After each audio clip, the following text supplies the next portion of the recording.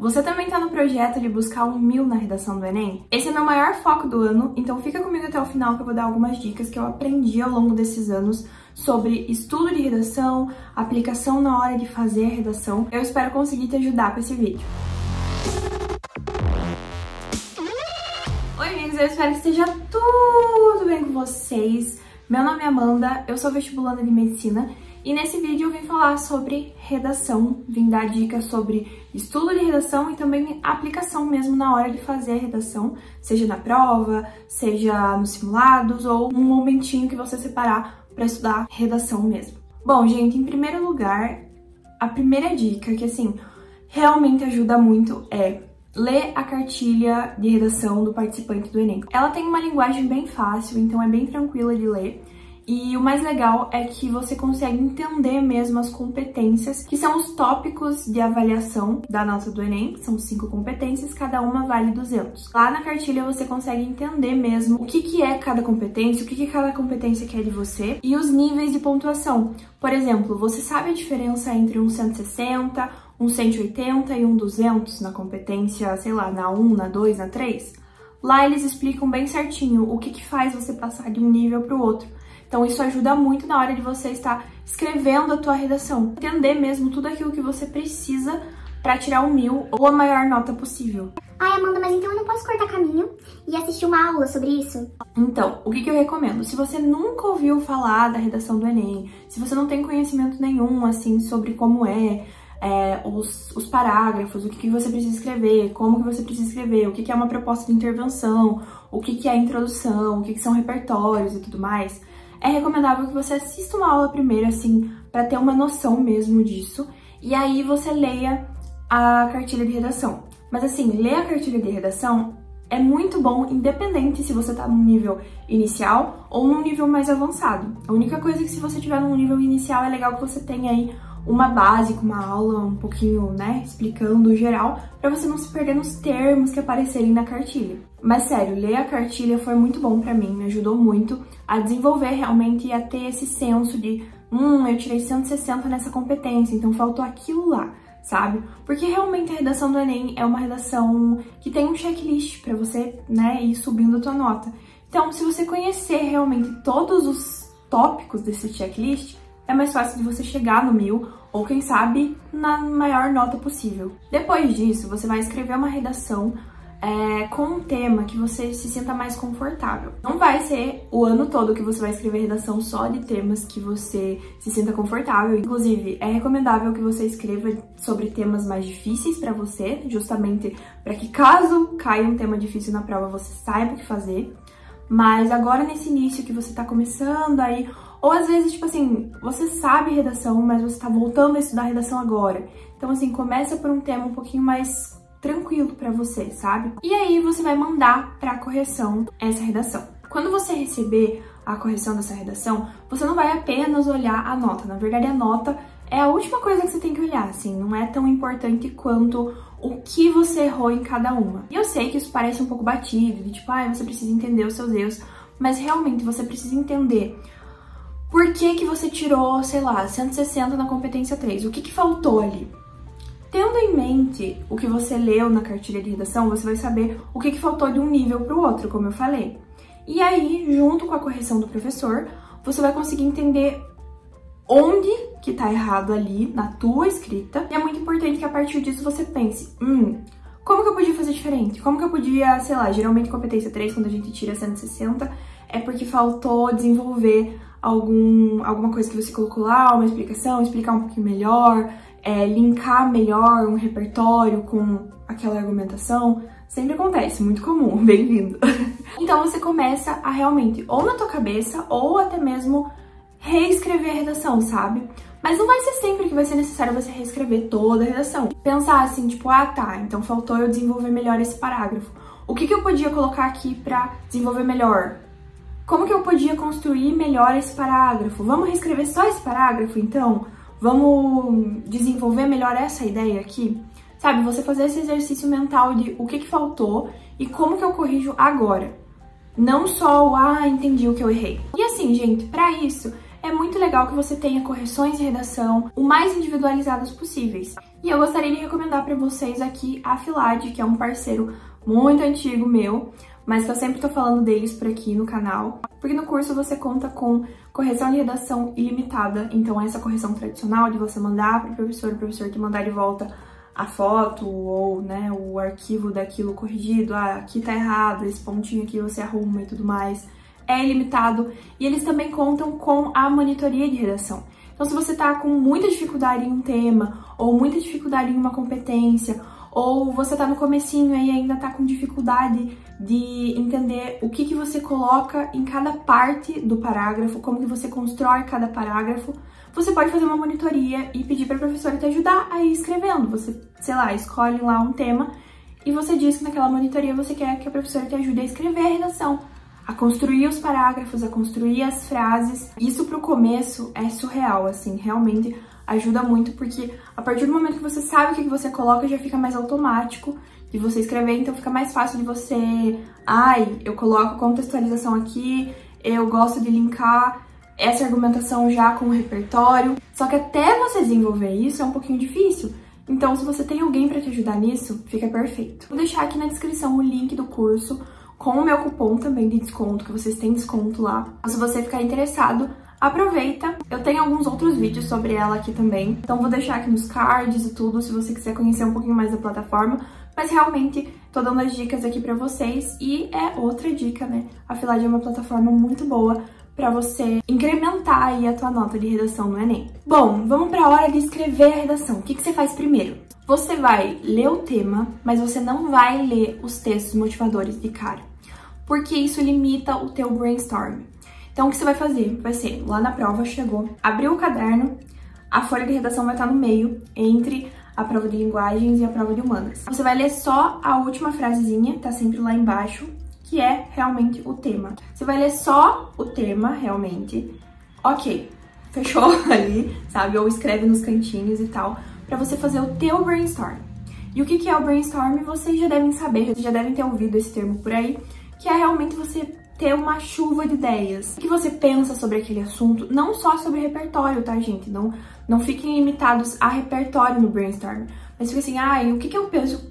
Na minha opinião, qual que é o maior desafio para isso? Na minha opinião, o que mostra a importância disso? Na minha opinião, o que isso é uma causa? O que eu posso colocar? O que eu penso disso? Sabe? Então, assim, o brainstorm é realmente você elencar tudo que vem na tua cabeça a respeito daquele tema. Tipo organizar a gaveta, sabe? Você joga tudo ali, vê o que você tem e aí depois você vai construir a sua redação. Depois que você pensou em tudo, não me vem mais nenhuma ideia, mas assim, dê uma chance, porque a tua cabeça às vezes pode ser que você ache que acabou e não acabou as suas ideias. Então, assim, tenta insistir ali, fica ali uns 5 minutinhos, ou uma dessa, lê o tema, pensa no que você consegue, anota o que você consegue e vai fazer algumas questões. Daí depois você volta, se você tiver mais ideias, você anota o resto das suas ideias e aí sim você lê os textos motivadores.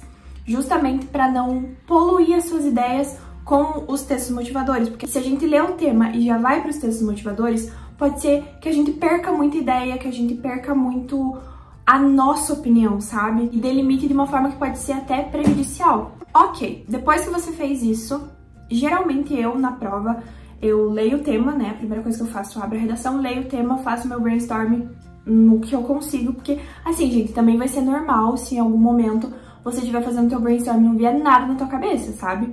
Não encana com aquilo, tenta forçar ali por 1 minutinho, 2 minutinhos, não veio nada, vai pras questões, faz as questões ali mais fáceis e tal, e depois você volta, porque com certeza ao longo ali daquele tempo, o teu cérebro vai estar trabalhando em segundo plano e vai vir ideia, pode ficar tranquilo. Beleza, depois que você fez esse seu brainstorm, você vai o quê? Não, você não vai escrever o teu texto como um texto. Você vai fazer um projeto de texto com setinhas. Não escreve texto antes das setinhas. Vai fazer realmente um esqueleto da tua argumentação. E esse esqueleto você vai começar pelos desenvolvimentos. Começando pelos desenvolvimentos, você vai começar pelos repertórios que você tem. Por quê? Não pode começar a pensar pelos argumentos? Pode.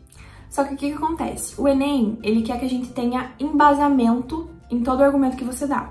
Então você não pode chegar e dizer assim que, sei lá, não tem investimento do governo nisso, sem você comprovar que não tem investimento no governo.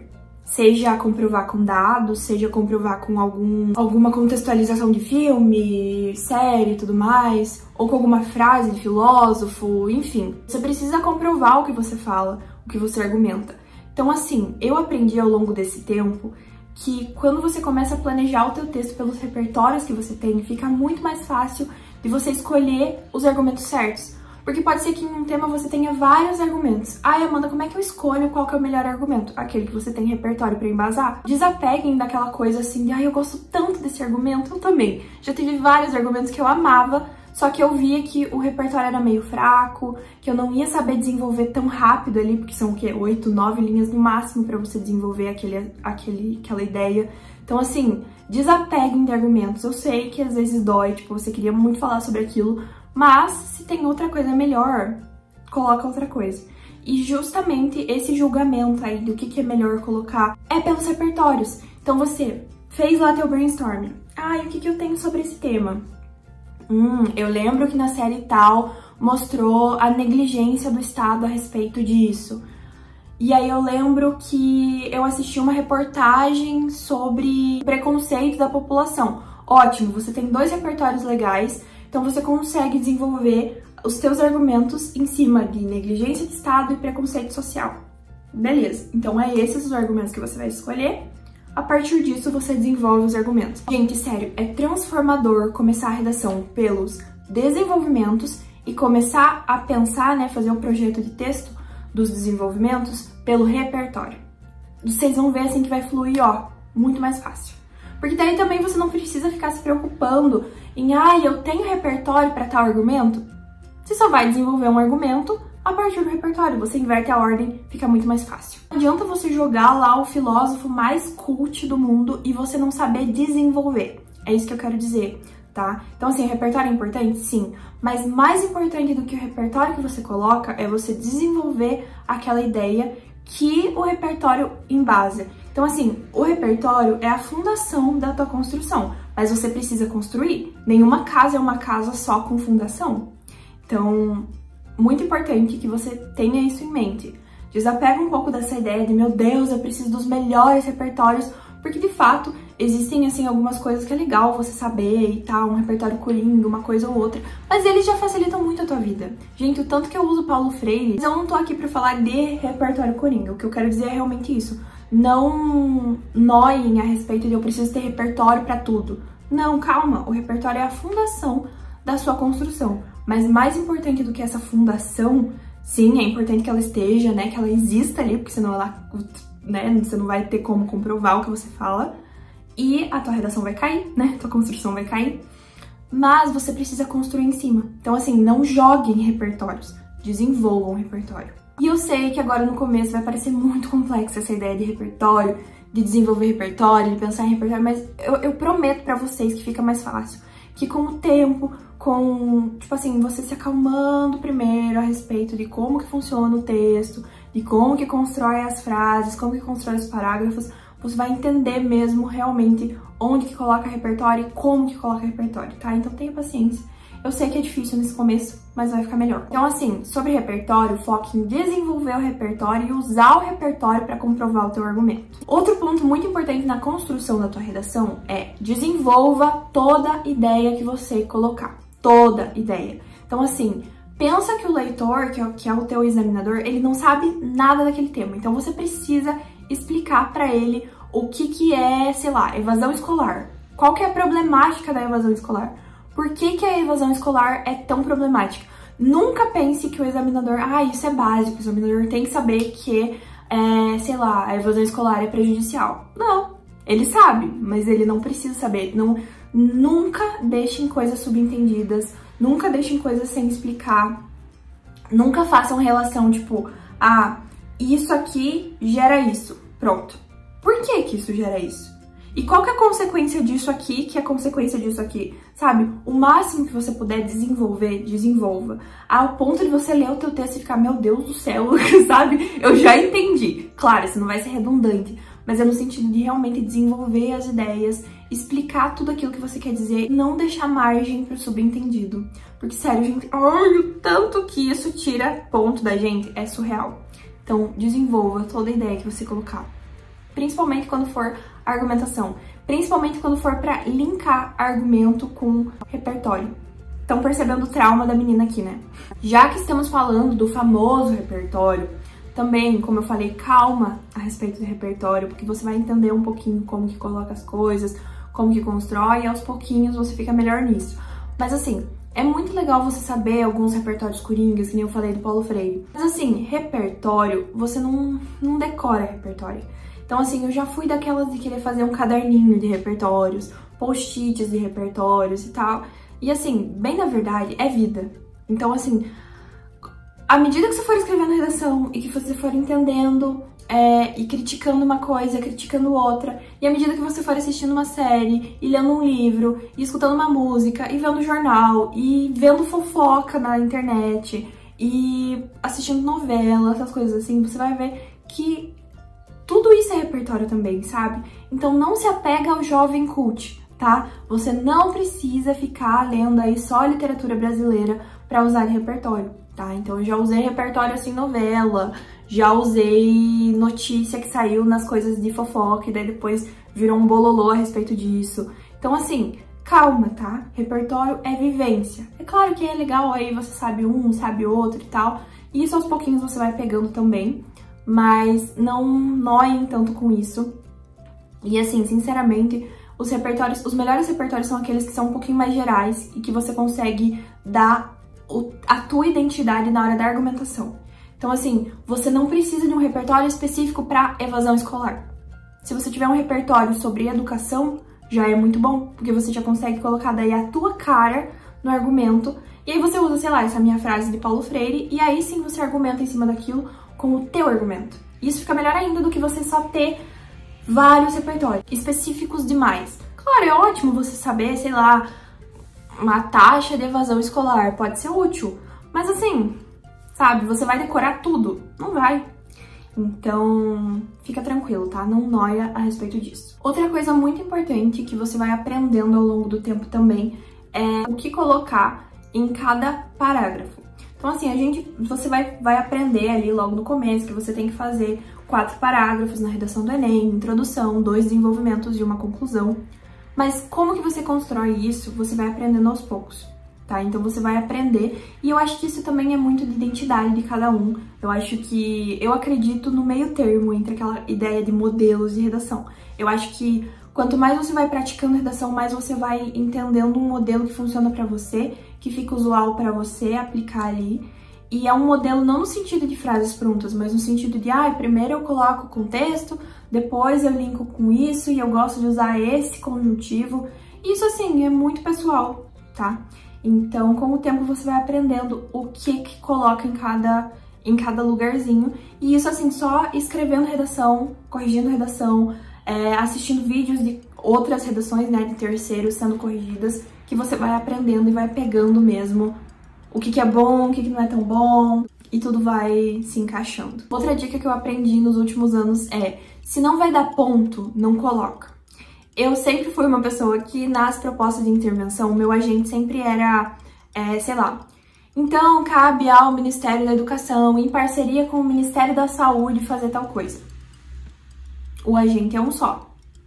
Não vai me dar ponto mais eu ter o Ministério da Educação e o Ministério da Saúde. E eu vou tirar ali meia linha, que eu posso usar para outras coisas que vão me dar ponto. Então, eu aprendi, tipo assim, se eu vou fazer uma proposta de intervenção que eu preciso, sei lá, de palestra, é só o Ministério da Educação, entendeu?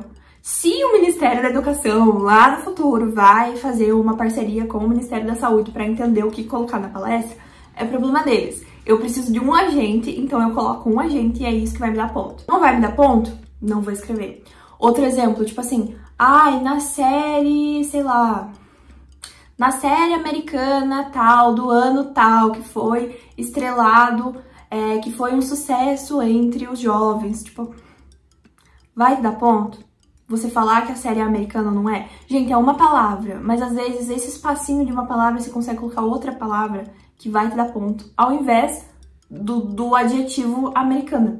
É claro que às vezes você precisa colocar, por exemplo, esses tempos eu fiz uma redação que eu coloquei Euforia, e eu precisava destacar que Euforia, né, aquela série Euforia, era um sucesso entre os jovens e isso era um problema em relação a drogas e tudo mais. Então, aí sim, é um negócio assim que vai me ajudar a ganhar ponto, a ter o entendimento do leitor. Mas se não vai me ajudar, que nem eu falei, parceria do Ministério da Educação com o Ministério da Saúde, tipo assim, eu só preciso de um agente, então eu vou colocar um agente e é isso, entendeu? Então assim, não vai dar ponto? Não coloca. Outra coisa, voltando ali um pouquinho pro tópico de repertório, é o seguinte: se você não tem um repertório vasto sobre aquele assunto, guarda os repertórios para o desenvolvimento, tá? Isso é uma coisa que eu tive que aprender, porque assim, é possível você fazer uma introdução sem nenhum repertório, sem você fazer referência a uma série, sem você fazer referência a um dado, alguma coisa. Mas não é possível você construir um desenvolvimento sem repertório, porque você precisa do repertório para embasar a tua argumentação. Então, assim, se você não tem um vasto repertório sobre aquele tema, guarda para os dois desenvolvimentos. É ótimo que você tenha, sei lá, 3, 4 repertórios. Sim, você coloca um repertório lá em cima, como uma contextualização do tema, daí você usa 2 repertórios no meio como desenvolvimento, e daí no final ainda você coloca aquela super frase assim pra finalizar, mas não precisa, entendeu? Então assim, se você tem pouco, usa com o que precisa. E também isso cabe no quesito linhas, porque às vezes acontece de tipo, a gente tem repertório, só que não sabe, é muita coisa pra escrever, não cabe nas 30 linhas do Enem. Então guarda pro que vai te dar ponto. Então, geralmente também eles falam muito a respeito do número de linhas de introdução e da proposta de intervenção. Se você consegue fazer uma proposta de intervenção, sei lá, com 7, 8 linhas, uma introdução com 5 linhas, 6 linhas, ótimo, porque daí você consegue colocar mais linhas no desenvolvimento, que é realmente o coração da tua redação. Então, essa noção aí de usar pro realmente necessário, você também vai aprendendo com o tempo, mas já fica aí a minha dica. Outra dica é, não empaque na construção de frases. Eu sei que no começo, quando a gente tá ali passando do projeto de texto para realmente escrever o rascunho mesmo, né, que daí o rascunho é realmente um texto em formato ali, certinho, os parágrafos e tal, às vezes a gente empaca na construção de uma frase, tipo, qual palavra eu coloco primeiro? Não empaca nisso, que na hora de você passar a limpo, você ainda vai... Pode ter certeza que você vai demorar um pouquinho mais, você vai ficar pensando ali se construir uma frase assim ou daquele jeito. Então, assim, foque em construir ali a ideia e o projeto de texto e a sequência de frases que vai, né, ser leal ao projeto de texto que você fez. E aí, aos poucos, as frases vão, tipo, você vai vendo o que encaixa melhor, se coloca o sujeito primeiro, coloca o sujeito depois, enfim, então relaxa, não empaca nisso, porque senão você perde tempo e daí depois vira uma bola de neve. Uma coisa que eu tive que entender e colocar na minha cabeça pra parar de sofrer é: redação não é concurso. A redação do Enem não é um concurso de redação de criatividade. É importante você colocar ali a tua subjetividade, os teus argumentos, desenvolver e tudo mais, mas não fica noiado a respeito de tipo, todo mundo vai mandar fazer palestra. E daí? Entendeu? Se a palestra resolve o teu problema, se a proposta de intervenção, palestra, for colocada do jeito que eles precisam, com agente, ação, modo, finalidade e um detalhamento, tá dentro, entendeu? Você não precisa pensar nas coisas mais mirabolantes do mundo. Desapega dessa ideia, tá? Então, assim, faz o que precisa. A redação é um checklist de coisas que você precisa fazer, que você vai aprender lá no começo, com a cartilha de redação, e também ao longo do tempo escrevendo, errando e acertando. Então, assim, não é concurso, é checklist do que você precisa fazer, e isso é ótimo. Agora, umas dicas um pouco mais práticas ainda, que é: faça mais ou menos umas 2, se conseguir mais redações por semana. Eu acho uma redação por semana muito pouco, porque vamos dizer que você faça redação toda segunda-feira. De segunda a segunda tem 7 dias. Nesses 7 dias é muito tempo que você fica sem escrever. Então aí você perde um pouco daquela malemolência de construir projeto de texto, de construir frases, de encaixar coisas. Então assim, 2 redações por semana eu acho assim que é um mínimo aceitável, sabe? E não é nem um mínimo, tipo, meu Deus, é mínimo. No sentido assim, de você precisa de pelo menos 2 redações pra facilitar a tua vida. Porque daí, quanto mais redações você constrói, mais prática ali você tem na hora e as coisas começam a ficar mais rápidas. Só que assim, outra dica junto com isso é: não fica noiado a respeito de fazer uma redação em 1 hora. É ótimo, é ótimo. Mas assim, gente, a redação do Enem é a única área que a gente tem chance de tirar 1000. O que é mais provável? Você tirar 1000 na redação ou você gabaritar matemática? Então, não fica noiado a respeito disso, sabe? Dê a devida importância para a redação. Claro que quanto menos tempo você levar no projeto de texto, no rascunho e tudo mais, na construção da sua redação, ótimo, porque você consegue usar em outras coisas. Mas assim, não se cobre de fazer uma redação nota 1000 em meia hora, porque daí isso daí também, né, gente, não existe. Então, seja mais meio termo ali, tá? Seja mais pacífico. Ah, eu precisei de 1h30. Tá bom, mas se você fez uma boa redação em 1h30, que ótimo. Outro ponto é, quando você for fazendo redação ao longo do ano, varie os eixos temáticos. Então, faz uma redação sobre educação, outra redação sobre saúde, outra redação, sei lá, sobre questão ambiental, sabe? Varia esses eixos e dentro desses eixos, varia os comandos também. Isso eu tô tentando implementar esse ano, que é o seguinte: não faça só redações sobre desafios, não faça só redações sobre importância ou efeitos, sabe? Varia, faz uma redação sobre desafios, uma redação efeitos de tal coisa, uma redação sobre a importância de tal coisa, a problemática de tal coisa, porque a gente não sabe qual que vai ser a construção do tema. Eu confesso que eu amo redações de desafios, porque é muito mais, assim, fala de 2 desafios e é isso, entendeu? Eu sinto que é mais fácil do que, por exemplo, caminhos. Eu sinto muita dificuldade em escrever redações sobre caminhos pra alguma coisa, porque pra mim parece uma eterna proposta de intervenção, sabe? E aí eu fico meio perdida de tipo, meu Deus, eu coloco isso no desenvolvimento, coloco na proposta de intervenção, enfim. Eu varie esses comandos pra justamente não ser um limitante pra você na hora da prova. Gente, não precisa de título na redação do Enem, tá? Pelo menos até agora, 2024, quando eu tô gravando isso, não precisa de título na redação do Enem e eu nunca coloco, porque daí é uma linha a mais que eu consigo usar no texto. A gente se contenta com muito pouco. Enfim, gente, eu espero que eu tenha conseguido ajudar vocês de alguma forma. Se você tiver alguma dica também a respeito de construção de redação, de estudos de redação, pode deixar aqui embaixo nos comentários, tá? Vai ser muito bom essa troca aí de dicas e de ajuda mesmo. Se você gostou desse vídeo, não esquece de deixar teu like, que me ajuda muito na divulgação do canal e a ajudar outras pessoas com essas dicas. E se você me conheceu por esse vídeo, muito prazer. Se você quiser ver outros vídeos meus, eu faço estúdio vlogs, eu mostro a minha rotina e eu também dou algumas outras dicas de estudo, organização e tudo mais. Então, eu te convido a dar uma olhadinha no meu canal e se você gostar, você aproveita, se inscreve e ativa o sininho para receber notificação sempre que eu mandar vídeo novo. Os meus links estão todos aqui embaixo e aqui embaixo, como eu falei pra vocês, tá o link do curso da Filade para você aproveitar e conseguir estudar redação em um cursinho muito bom com monitorias de redação, redação ilimitada, aulas de redação. Tá aqui embaixo o link da Filade para vocês com cupom de desconto, caso você queira aproveitar. Muito obrigada por ter assistido até aqui, um beijo e até o próximo vídeo. Tchau!